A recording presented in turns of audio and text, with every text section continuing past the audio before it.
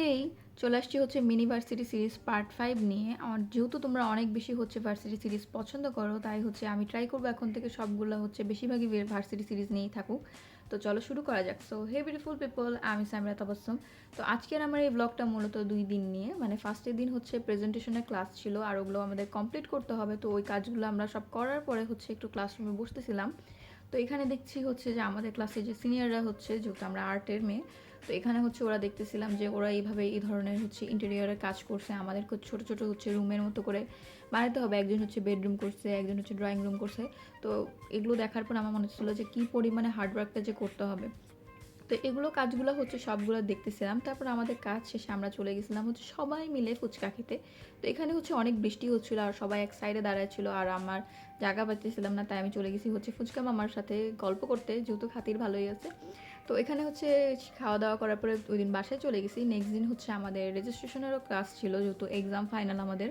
তো ওগুলো কাজ করার জন্য আমরা হচ্ছে একদম সিঁড়িতে লাইন বাই লাইন সবাই মিলে বসছিলাম, কারণ হচ্ছে ম্যামের সাথে বারবার অফিস রুমে যাওয়া আসা এগুলো করতে করতে যাই হোক অনেক ঝামেলা হচ্ছিলো।